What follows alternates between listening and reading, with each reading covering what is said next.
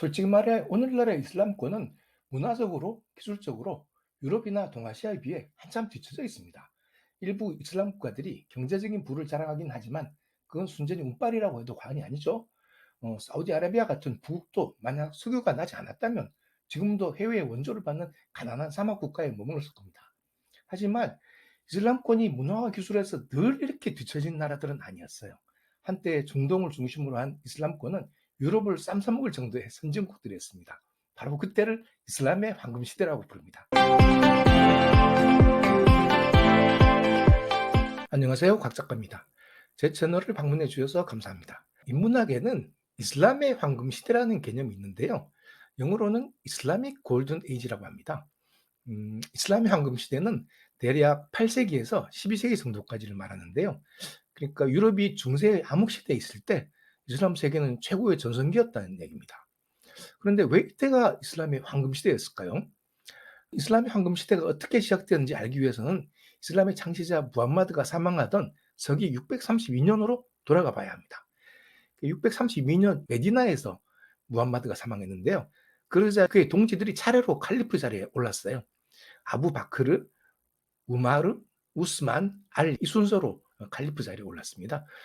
근데 그 마지막 칼리프 알리 시절부터 그 시리아의 그 지역 맹주이던 무아위야라는 인물이 반란을 일으켰어요. 이 친구가 결국 승리해서 서기 661년에 우마야드 왕조를 설립하거든요.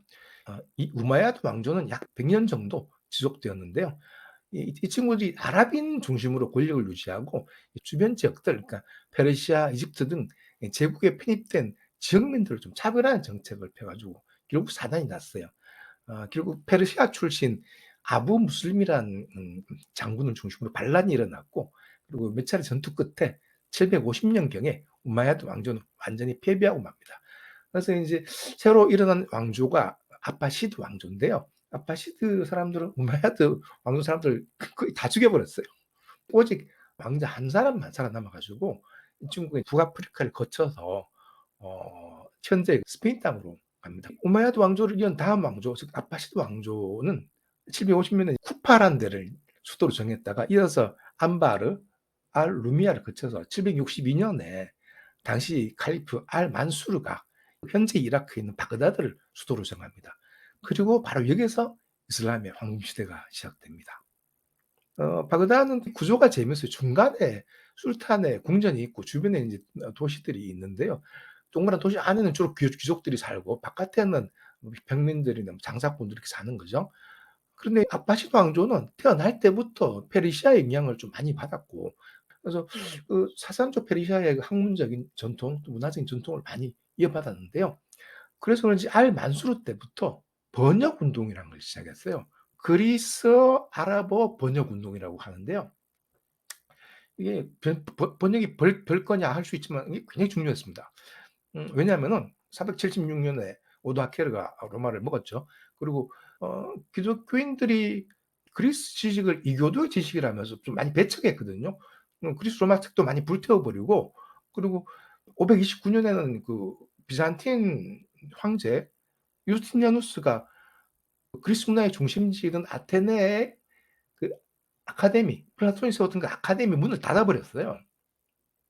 그래서 야만족이 점거한 유럽과 그리고 그 동쪽은 이제 기독교 광신도들이 점거한 셈이죠.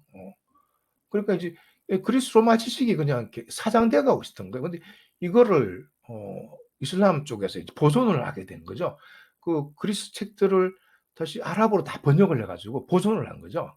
그러니까 굉장히 중요한 일이었던 거죠. 또 중요한 사건이 하나 있었는데 750년에 이렇게 아파시 왕조가 설립됐잖아요. 근데 751년에 마침 그 유명한 탈라스 전투가 벌어집니다. 우리나라의 그 유명한 고선지 장군이 있잖아요.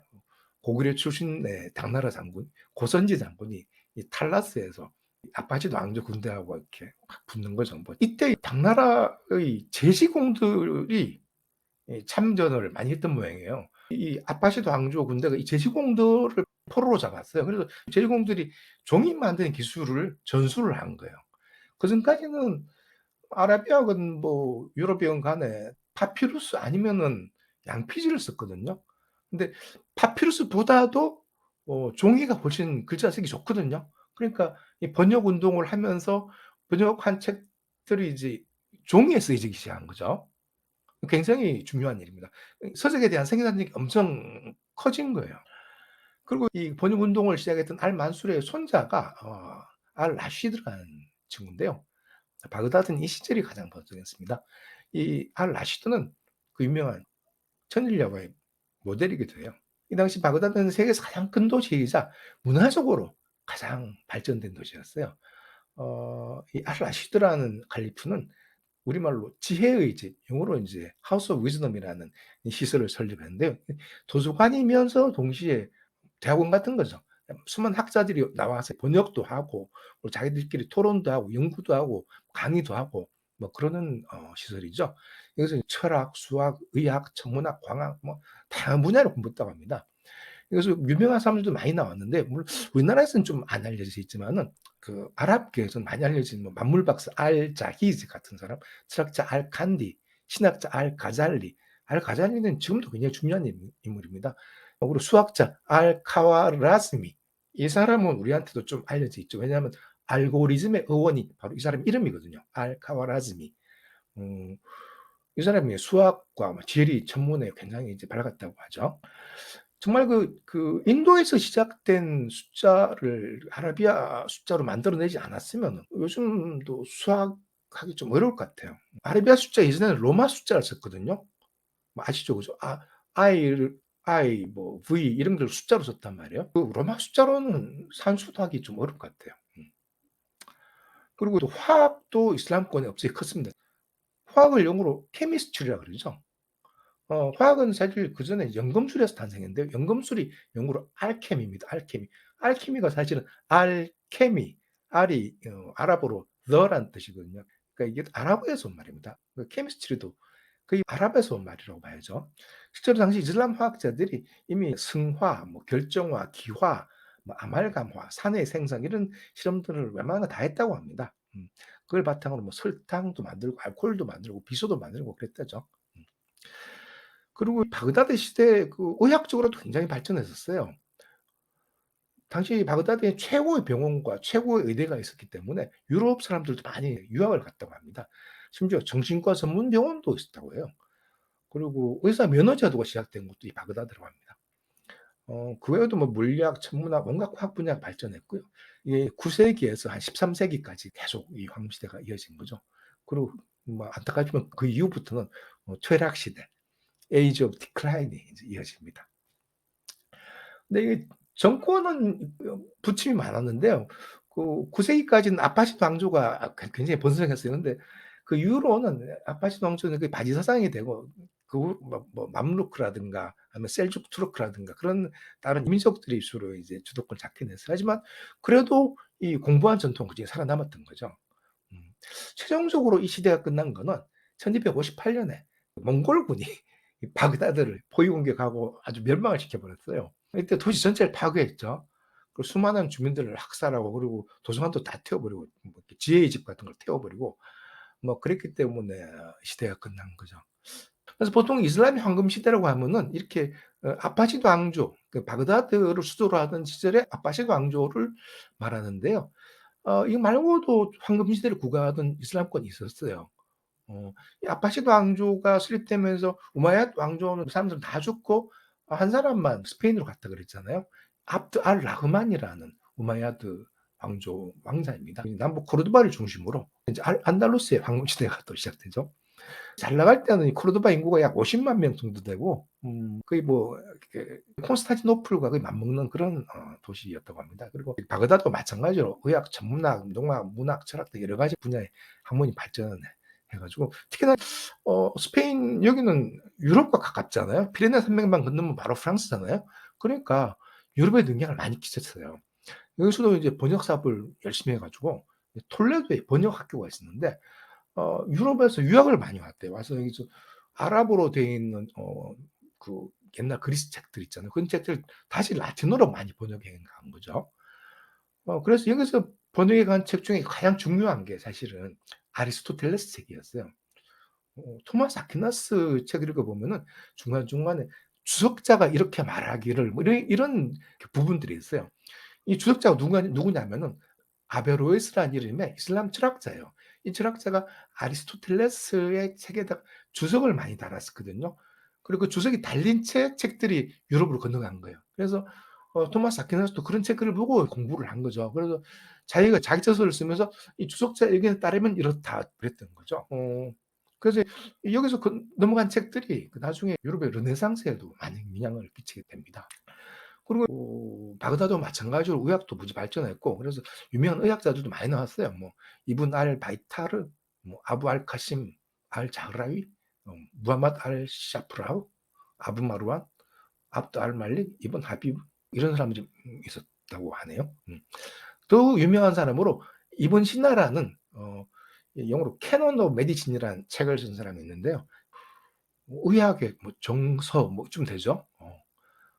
이 책도 유럽에서 인기가 합니다. 그리고 그보다 더 유명한 의사는 알 자흐라위라고, 이 사람은 이슬람 역사상 최고의 의사라고 불렸는데, 이 사람이 쓴 책 중에 소위 의학 대백과 같은 책이 있어요. 보면 신체 구조도 굉장히 상세하게 그려져 있고, 뼈라든가 혈관이라든가 이 심줄, 그러니까 근육이라든가 굉장히 자세하게 묘사한 책이고요.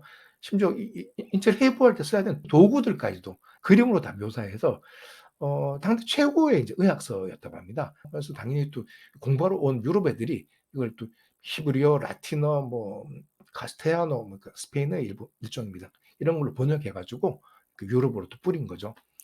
그래서 이후로도 수백 년 동안 유럽의 의학 교과서로 사용됐다고 해요. 그리고 앞서 언급한 아부 알 카심 알 자흐라위는 세계 최초로 현대식 외과 수술을 한 것으로도 유명합니다. 철학 분야에서 의학의 알 자흐라위 못지않은 역할을 한 인물이 바로 아베로이스라는 사람인데요. 특히 인문학 공부하시는 분이라면 이 사람 이름을 기억해 두면 좋아요. 아까도 말했지만 토마스 아퀴나스가 아베로이스의 영향을 굉장히 많이 받았거든요. 이전까지 이슬람권에서 알파라비나 아비첸나 등 학자들이 주로 신플라톤주의 철학을 전개했다면, 아베로이스는 절대적으로 아리스토텔레스 주의자입니다. 사실 그때 당시 유럽도 플라톤주의 영향을 많이 받았거든요. 기독교 자체가 플라톤주의 영향을 많이 받았어요. 근데 이렇게 아베로이스가 아리스토텔레스를 소개하면서 유럽 기독교 신학이 플라톤에서 아리스토텔레스로 좀 이어져 가는 거죠. 참고로 여담이지만 umberto eco의 장미의 이름이라는 책을 보면 거기에서 수도사들이 아리스토텔레스가 쓴 걸로 가정되는 그 비극의 후편, 그 희극이란 책을 두고 목숨 걸고 막 싸우는 이야기 나오죠. 아리스토텔레스는 중세 유럽에서 중세 신학계에서 거의 뭐 하나님 다음 가는 사람이었습니다. 그래서 알 가잘리가 이슬람권 철학과 신학의 조상이라면은, 아베로이스는 무슬림이지만 특이하게도 기독교 신학에 굉장히 큰 영향을 끼친 인물입니다. 참고로 그 아베로이스는 라틴어식 표현이고요. 본명은 이븐 루슈드입니다. 이븐 루슈드. 이 코르도바를 중심으로 한 칼리프 왕국은 지중해 연안의 이슬람권, 기독교권 가릴 것 없이 광범위하게 교역을 했는데요. 곡물이나 올리브 오일, 와인 등 농산품이나 금, 실크, 도자기 등 사치품 가릴 것 없이 이제 오락가락했거든요. 그 와중에 당연히 지식도 오락가락했죠. 근데 이제 유럽에서 코르도바로 들어온 지식보다는 코르도바에서 유럽으로 건너가는 지식이 더 많았습니다. 그러면서 이 안달루스는 내부적으로 분열되기도 하고, 나중에는 북쪽부터 해서 기독교인들한테 일부 땅을 뺏기기도 하고, 그러면서 1492년까지 지속됐어요. 하지만 이때 끝나죠. 1492년이면은 콜럼부스가 아메리카 대륙을 발견한 그때인데, 그때 레콘키스타도 이루어지거든요. 그러니까 기독교인들이 스페인을 다시 정복하는 거죠. 그러면서 끝나요. 안달루스 시대는 바로 이 레콘키스타로 끝납니다. 페르디난드가 스페인 남부를 정복했을 때 다 끝난 거죠. 근데 문제는 이 페르디난드가 아랍어 서적을 다 태워버려요. 그러면서 지식도 같이 다 날아간 거죠. 바그다드에 도서관에 탈 때 바그다드의 지식이 엄청 날아갔고, 그리고 페르디난드가 아랍어 책을 태울 때 코르도바의 지식이 다 날아간 거죠. 근데 돌아보면은 한때 황금기를 구가했던 바그다드와 코르도바의 공통점이 있어요. 외부 문화에 대한 수용성이 굉장히 강했습니다. 그러니까 어 바그다드의 경우는 주변에 러시아나 뭐 이집트나 이런 쪽의 문화를 뭐 수용을 했고, 그리고 이제 당연히 기독교 유대교인들도 당연히 수용을 했고, 그리고 어 알안달루스도 마찬가지로 주변 국들과 많이 교육하고 기독교인 유대인들 다 수용하고, 물론 이제 무슬림의 우월성이라는 건 일단 가정을 하고 난 다음에 이제 기독교인이나 유대인을 수용한 거지만은, 그래도 뭐 유럽 경우는 나중에 유대인들을 다 쫓아내거든요. 그러니까 레콘키스타에 성공한 스페인 정복자들은 유대인들을 다 쫓아냈어요. 그래서 세파르트 유대인들이 다시 또 아랍으로 도망가고 막 그러는 거죠. 문제는 황금 시대 끝난 후는 어떻게 되느냐? 이슬람의 황금 시대 이후는 어떻게 되느냐? 이슬람권 경우는 그 나중에 이제 투르크 계열이 또 다 장악하잖아요. 그래서 오스만 투르크 혹은 오토만 제국을 만들잖아요. 근데 이 오토만 제국 사람들은 옛날처럼 학문과 예술에 큰 관심이 없었어요. 그래서 군사적으로는 관심이 많았는데 학문과 예술은 별로 관심이 없었어요. 오히려 과학을 탄압하는 사람들도 있었어요. 신학에 몰두해 가지고. 심지어 1580년에는 광신도들이 이스탄불에 있는 천문대를 파괴하는 사건도 일어났어요. 그러니까 뭐 신학 논쟁만 계속한 거죠. 뭐 우리로 치면 영어 수학은 안 하고 맨날 그 공자를 맹자로만 한 거죠. 아니 무함마드와만 한 거죠.